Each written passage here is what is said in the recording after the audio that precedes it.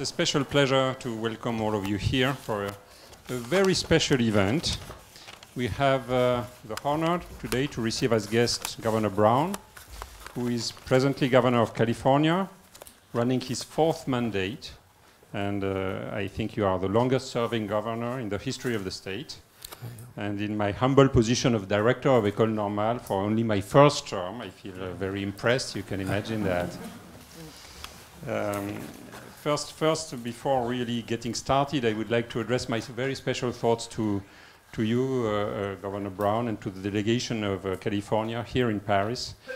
Special thought for the shooting that took place in San Bernardino on December 2nd, 2 weeks after the mass shootings in Paris. Facing this terrible situation is one more link between California and France, one more challenge that our two countries have to address. So thank you for coming to Paris in this difficult time when many foreign travelers have decided to cancel their reservation.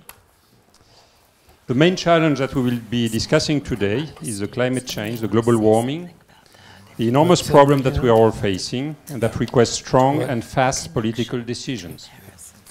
Jerry Brown, in his position of Governor of California, has been particularly active in imposing a deep evolution towards renewable energy, using in particular cap-and-trade policy. He is also the most prominent figure among these delegates who are presently negotiating in Le Bourget, and we are all looking forward to hearing about this negotiation. In such circumstances, we need strongly committed and charismatic leaders. There is no doubt that we have a pioneer with us today, and we are all eager to listen to his presentation and his debate with our colleagues, the climate expert and panel leader Valérie Masson-Delmotte, the economist Daniel Cohen, the physicist Sébastien Balibar, and the philosopher Jean-Pierre Dupuy. And of course, there will be a discussion with the whole audience at the end of the talks. So I want to address my very special thanks to Jean-Pierre Dupuy, who made this event possible. Describing Governor Brown's presence in Le Bourget, a newspaper was announcing today, California marches into Paris to fight the climate apocalypse. So I'll just add, Paris gates are open to you for this march and this fight, and you are most welcome, Jerry Brown, to École Normale Supérieure. Thank you.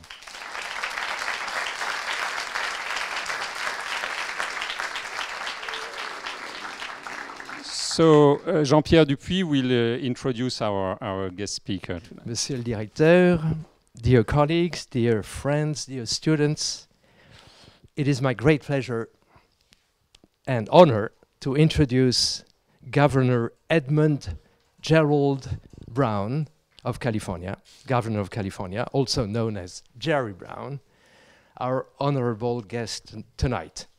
I owe this privilege to the fact that he and I have known each other for a very long time now. It was a great common friend of ours who introduced us to each other some 40 years ago. Ivan Illich, the great critic of our industrial societies and his concepts of conviviality and counterproductivity.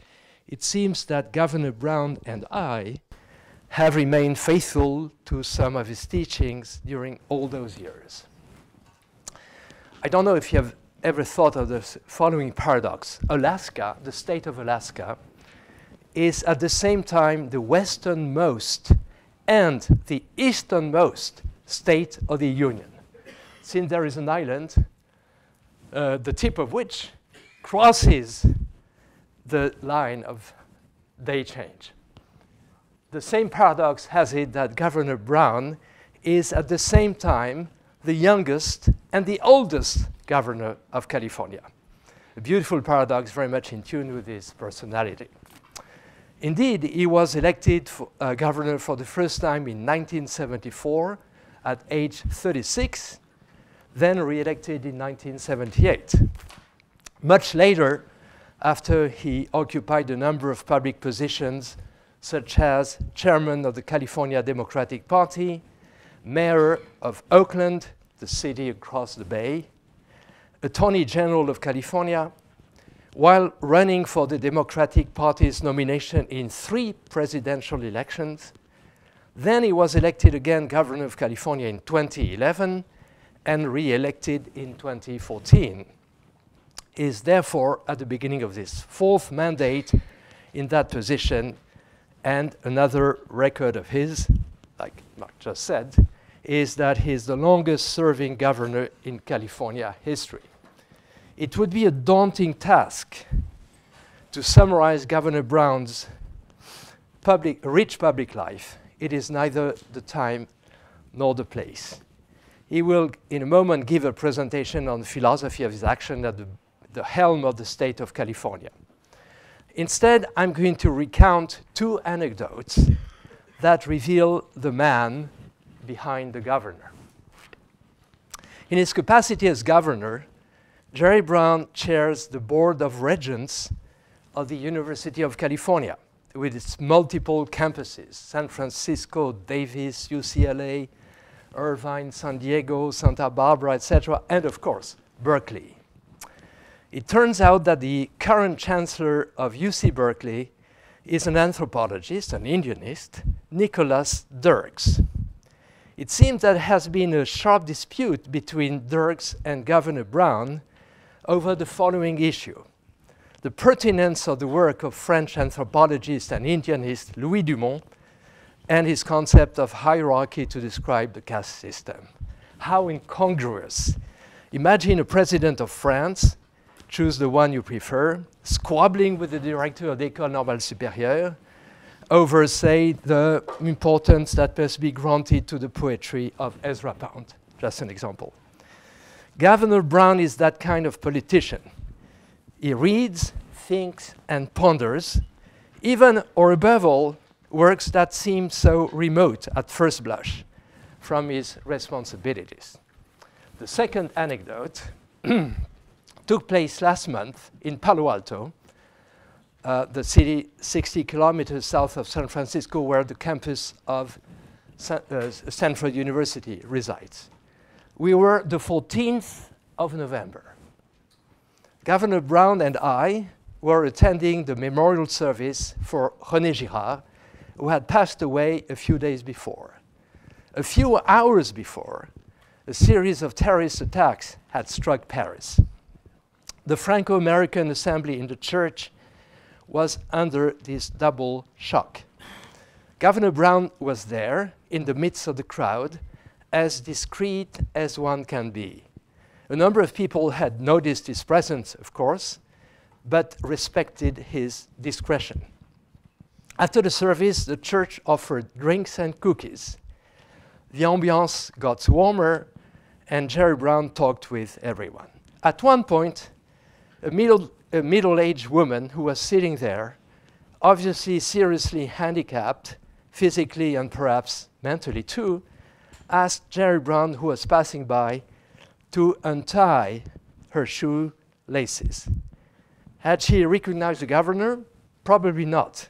Anyway, the latter kneeled down and untied her laces in a position that conjured up, given the religious context, the image of Christ washing the feet of his disciples without the least ostentation. Governor Brown is that kind of man, humble and modest in spite of his position. 3 or 4 women who witnessed the scene looked at the same time discombobulated and admirative. I heard them say, "Isn't that beautiful? This is a president that we should have. Why doesn't he run for the White House?" Dear all, I'm happy to give the floor to such a man, Governor Jerry Brown.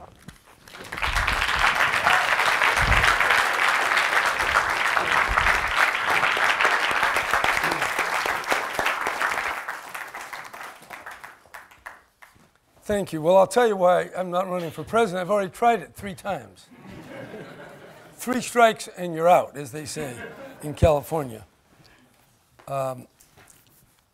Well, I'm a little intimidated here with all these scientists and intellectuals. My math and science training is extremely limited. My degree was in Latin and Greek. So I know something about the past, I know a little bit about the present, and of course nothing about the future. So this will be somewhat of an asymmetrical encounter. You know all the numbers, and I have all the answers. Anyway, this is the 70th year since the dropping of the bomb, first on Hiroshima, then on Nagasaki. Exactly 70 years, 1945 to now, to 2015.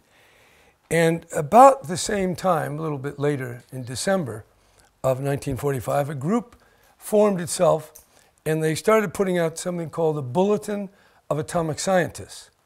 And it was just a few years later, they developed a clock, which is now called the Doomsday Clock.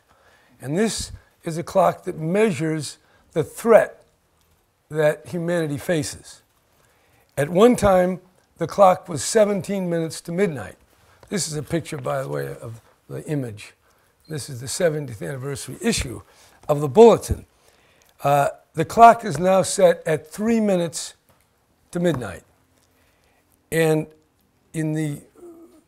up until very recently, the issue was the danger of nuclear exchange by accident, by design, by malice, by whatever. They calculated that. So at the height of the Cold War, the clock, they moved the hand to 5 minutes before, but then they move it back. Recently, they've added other issues, climate change for one, and emerging technologies such as synthetic biology and nanotechnology and what those might portend for the future of humanity. So I think the clock is a very graphic portrayal that although we live in a very prosperous period and we have all the modern conveniences and the power of the internet and digital communication, we still are under a shadow of possible catastrophe, or as they say in the Doomsday Clock, a doom. Now today we are here in Paris dealing and working, I think, which will be a very good agreement, to deal with climate change. Now climate change has been around. Scientists have known about it for a while. In 1992, the presidents of most of the countries of the world gathered in Rio de Janeiro.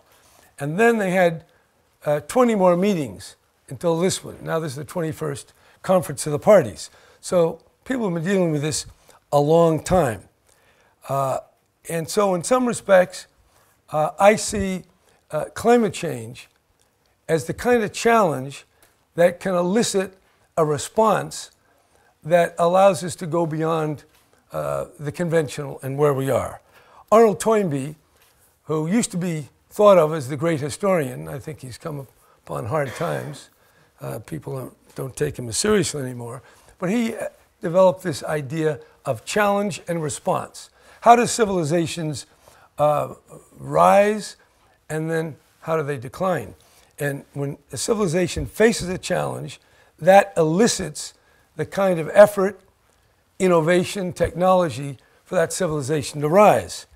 Well, in a similar way, the world is facing the challenge that its own activity is undermining its future prospects. And that becomes a very unique kind of circumstance because everybody is implicated. No matter where you live, you're under the atmosphere.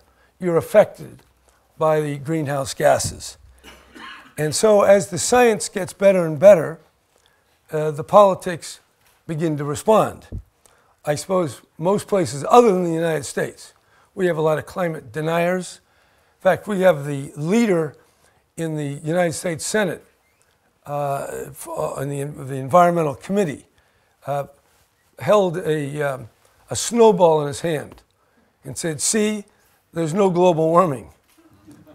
Now that's a level of reasoning that I hope does not characterize too much of America, but it does represent some of the thinking. There are a lot of denialists and skeptics running around, and they happen to control the U.S. Congress, the House and the Senate.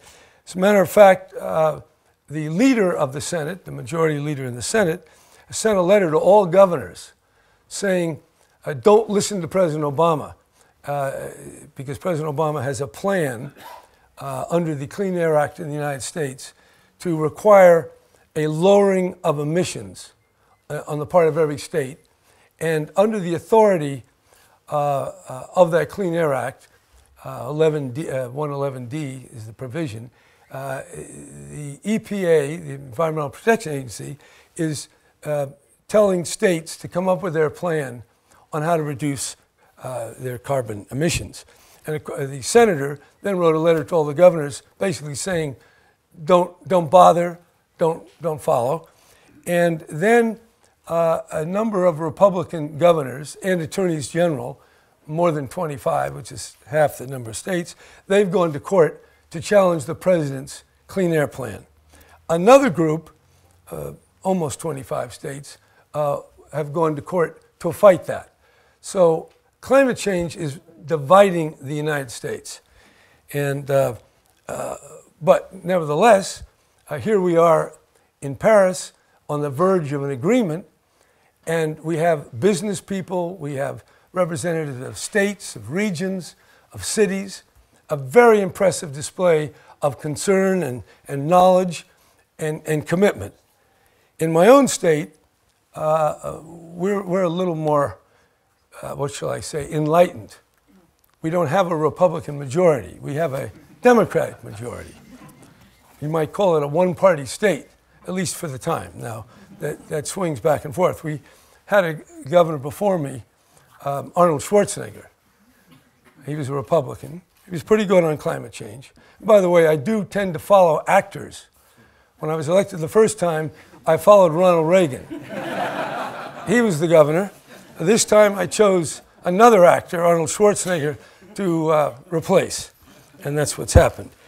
But in our own state of California, starting with Arnold Schwarzenegger, we have developed a number of measures to reduce our carbon emissions. In fact, the law was called the Global Warming Solutions Act. So in California, we have a goal on renewable energy. That goal is under the last law that I just signed this year, most recent law, 50% of all electricity generation must be from renewable energy, not counting nuclear or counting hydroelectric, which is a substantial source in California. Right now, we're at 25% renewable energy.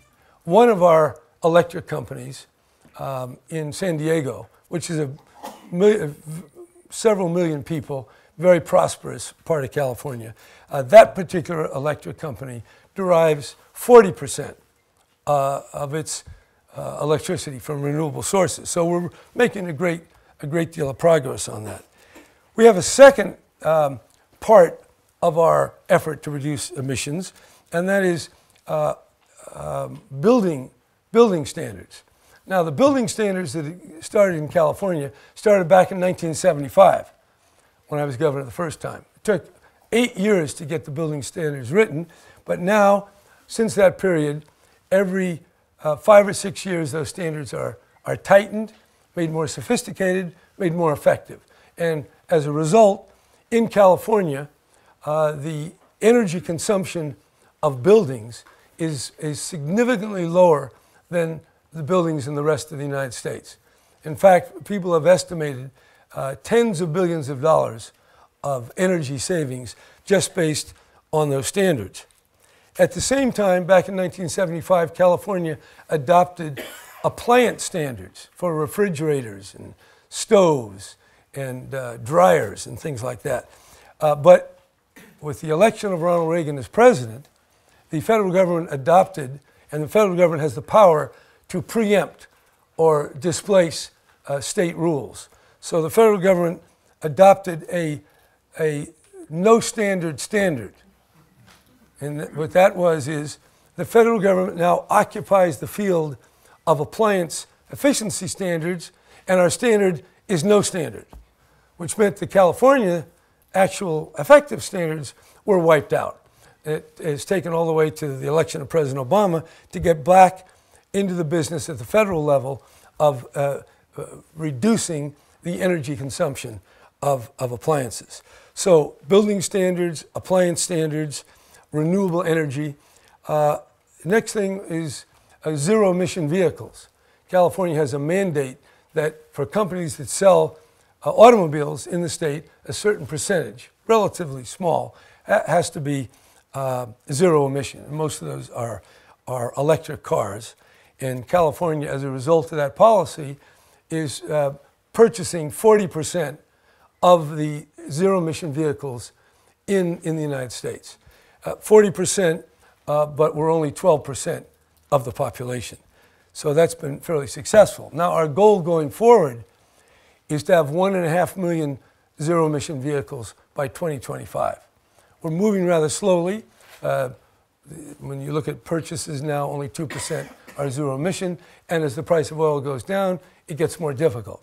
And as part of our incentive policy, we provide a subsidy of $2,500 for each zero emission car. Federal government provides $7,500. And then various other incentives. You're able to, certain parking incentives, using high occupancy vehicle lanes. If you have a zero emission car, you can, even with a single person, use those lanes. And then California is building electric chargers. We have about 12,000 chargers. We have a goal to get it up to 100,000 in the next, it'll take some time, but we're doing that. Then finally, we have a cap and trade program wherein those who generate greenhouse gases face a cap that if they go above it, they have to buy allowances to compensate for their emissions. And that particular program, cap and trade, covers the cement industry, covers electric utilities, and covers fuel, the sale of diesel and gasoline. And that program has only been going a few years. It's working. We're collecting in allowances about $2.5 billion a year, and that money then goes to support technology, mass transit, various programs to reduce greenhouse gases throughout the state of California. So that's what the state is doing. But California, of course, is an outlier in this. Some of my fellow governors of the other party, I asked one of them, could we work together on renewable energy? And he said, well, I can work together on renewable energy, but I can't use the word global warming. And it turns out that for a Republican official in most states, I would say with 90% coverage, they can't use the word climate change or global warming except in a negative context. For example, when the presidential candidates, Republican candidates, were asked what would they do, what is their idea about climate change, the answer always was, I won't destroy the American economy and kill jobs. That is the only way a Republican can talk about climate change, immediately going to the idea of destruction of the economy. So another thing that I think is significant, because we've been able to move in this direction. By the way, we have another goal, and that is to reduce oil consumption by 50% in 15 years. And that's heroic. It's quite challenging. But our main way of doing that is vehicle efficiency and the zero emission cars. And we're pushing those. We have to accelerate, and the low price of oil makes that difficult. But we are making progress on that score. Now, as we come here to Paris, or before this, we came up with the idea to link up with other states, subnational jurisdictions, and build a global agreement, or a force of local governments to commit to dealing with climate change. And as fulfilling this idea, and it's only a year old, we developed something called the Under 2 MOU. And the under 2 MOU has two alternatives.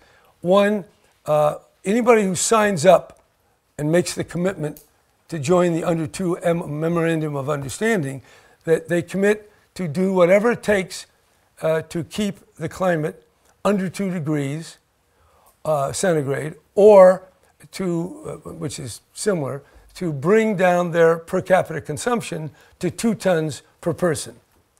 In California, we're at about 11 tons per person of greenhouse gases. The United States is more like 17 tons.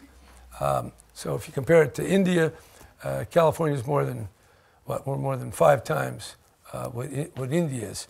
So, but it's a very clear idea of what everyone has to do.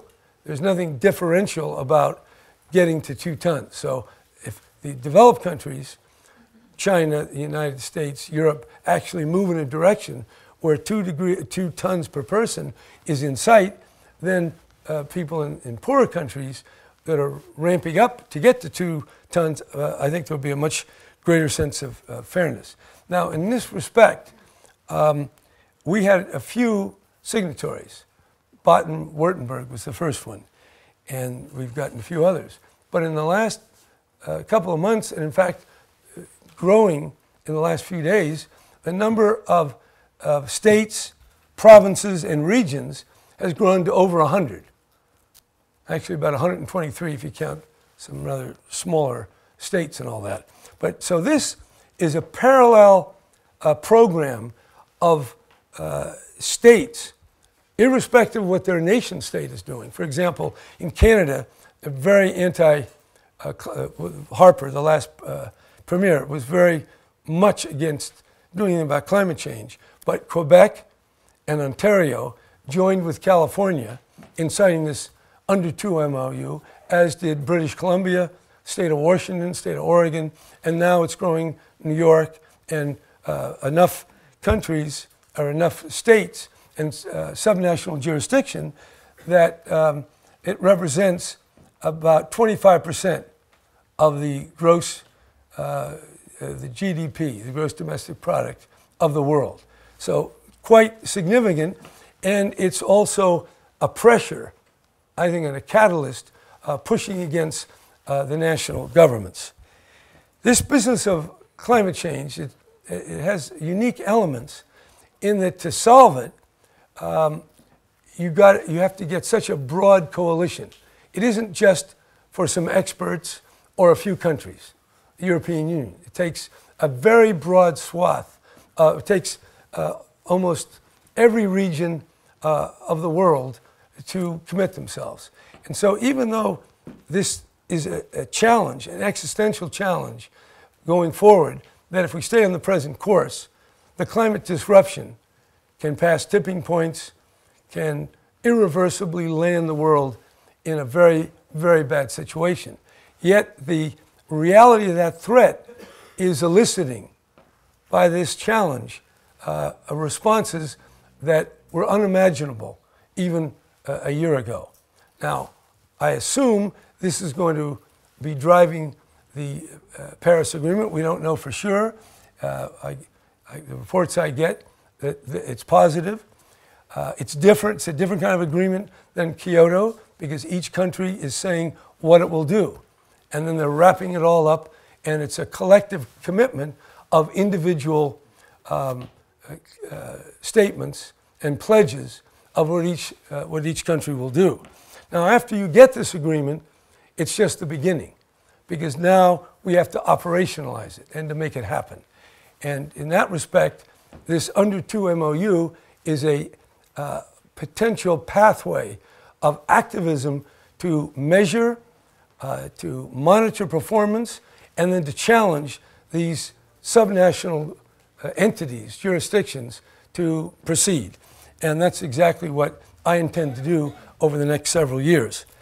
California emits today about 450 million tons of greenhouse gases. And we're committed by 2020 to be at 425, and then by 2030 to be at about 265 million tons for the whole state. And we're a state of 39 million people. We're a state of 32 million vehicles. We're a state where those 32 million vehicles go 332 billion miles every year and use 14 million gallons of gasoline and 4 million gallons of diesel. So we're very carbon intense, but in the face of that, California has taken the boldest, most aggressive, and most integrated strategy in dealing with that. And the reason why I started pushing this under 2 MOU to get more people involved, when we pushed the policy in California, a lot of people said, why are you doing this? California may be the exception, but the rest of the world is not going to follow. You're only 1% of climate pollution, of greenhouse gases. And so then I thought to myself, well, we don't want to be the exception, we want to be the norm. And right now, that is turning out to be the case, as more and more people want to sign on. So the power of this Paris conference, first of all, is putting climate change on the map. If you look at the public debate, if you look at the press, for the most part, in recent times, there's not a lot of talk about climate change. And the reason is climate change is not an event. A terrorist act, a plane crash, something that happens in a short period of time, that becomes something that can be reported as new. But this slow-moving buildup of greenhouse gases isn't news until something like the Paris Conference of the Parties comes to be, and now reporters from all over the world, representatives from every 190 countries already represented. Almost all of them have made commitments of some kind. And so this is unique and unprecedented. And it has to be unique and unprecedented because so is the problem. And if through this process people actually start talking, the different countries, because there's all sorts of other tension, America and China, America and Russia, a lot of different issues, Iran and Egypt and Iran and Saudi Arabia, and yet they're all here. And they're all talking and they're all making some kind of commitment and they're all being bound by this process. And they're all opening up that kind of dialogue, which will then open the way, I hope, for other challenges. One of the other things that's not being talked about, and if you look at the Bulletin of Atomic Scientists, most of this is not about climate change. It's about nuclear weapons. And nuclear weapons haven't been on the agenda too much. But if you look at what's happening, the United States is committing itself to spend about $1 trillion over the next 2 to 3 decades modernizing its nuclear force. The submarines, the airplane, the bombers, and also the intercontinental ballistic missiles. And so is the Soviet Union, developing new submarines, new bombers, and new intercontinental ballistic missiles. Now, of course, France is also modernizing its nuclear capability, and Pakistan and India. So without a lot of public attention, the nuclear arms race is alive and well and accelerating. And what I would hope, and I think it's very symptomatic here, it's very indicative, that the Bulletin of Atomic Scientists are linking climate change with the threat of the nuclear accident, or you know, these things are all on warning 30 or 40 minutes and something can fire. And that's almost happened in many times in the past. So with the focus on dealing with this existential threat of climate disruption, we can now think of other kinds of threats. And then if you link, it's not just that America and Russia, can they contain themselves and not start a nuclear war? We have the problem of Pakistan and India. And it is said in this particular volume, if India with its overwhelming army goes into Pakistan, Pakistan defends itself with tactical nuclear weapons, which it has. It would only take 50 nuclear weapons on each side to create a nuclear winter that could kill up to 1 billion people. That's one estimate of the risk of even what might be called a small-scale nuclear war. Now, the other connection with these tragic events from Paris and San Bernardino, and also in Turkey, and the Russian airplane that went down, terrorism killing people is a horror. But terrorists getting nuclear material is even a greater horror. And there are literally hundreds of sites with nuclear materials of one kind or another sitting around with various degrees of containment or security. And I think there's something like a million tons, I think it's right in here, 1 million tons of plutonium and about 2 million tons of enriched uranium. And all it takes is a very small amount put into a bomb taken by courier or whatever, and you could decapitate any government or create a horror that would be a climate change, but a lot quicker. So the idea of being able to imagine the unimaginable, and these terrorist attacks are in some ways, well, they were unimaginable. No one ever thought, certainly, that what would happen, what happened in San Bernardino could happen, or what happened here in Paris. So we have to be able to imagine the horrors that might unfold, and then be able to take steps to prevent it, delay it, minimize it. And I think the work in getting the habit, getting the working together of actually reducing the carbon emissions, that habit can transfer over to dealing with other threats. And the other threats certainly are this terrorist getting hold of nuclear material. And in order to prevent that, you have to get the various countries who have these materials to collaborate, to work together, to be honest in their communication as to what they're up to. Now, that might seem impossible, but it's very interesting that despite all the tension between the United States and Russia, there's great collaboration with respect to Iran, with respect to science, with respect to the space program, getting up to the space station. So there's this paradoxical situation where there's a lot of hostility on some topics, Ukraine, Syria, and on other topics, there is incredible collaboration. And so through this Paris conference, my hope is that these conversations about a horror, which is the radical disruption of the climate, that can pass over into a confrontation, a focusing, a facing of this other great threat, the nuclear danger. And the nuclear danger is a danger at any time. That's not going to take 10 years, 20 years, or 30 years. That could be 30 minutes, or it could be 30 years. And that is really testing the political institutions. Now, in that context, our political institutions don't seem to be in great odor.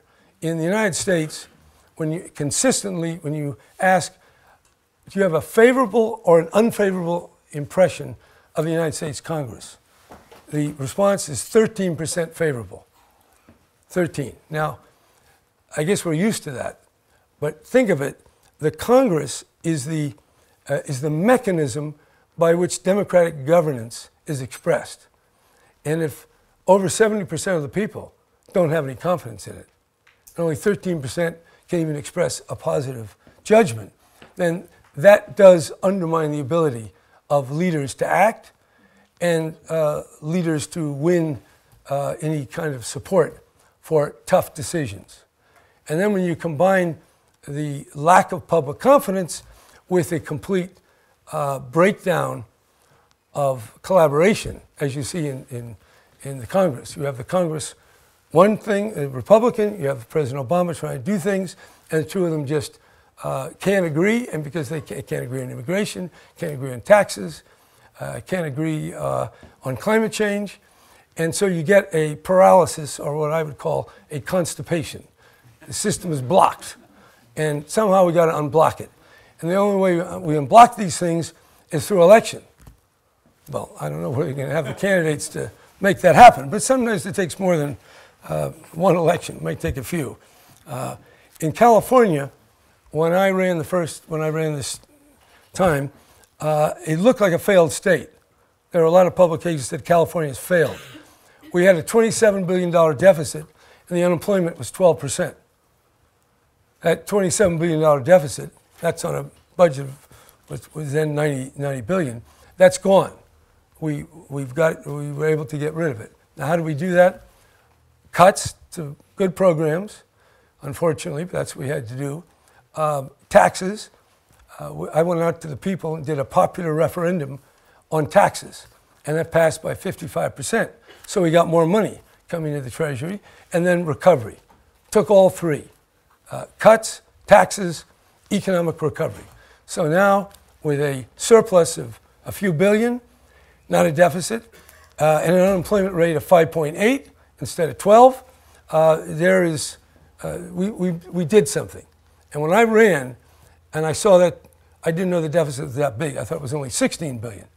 I really didn't have an idea of how in the world that could ever be solved.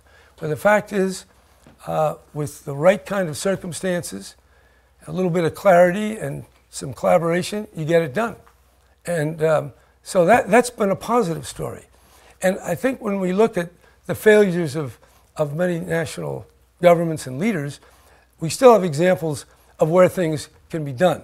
In California, the electric utilities that provide the electricity and the gas for the people of California, they said, because we had a proposal before I was governor, to have 20% of the electricity renewable sources by 2020. And they said that's not possible.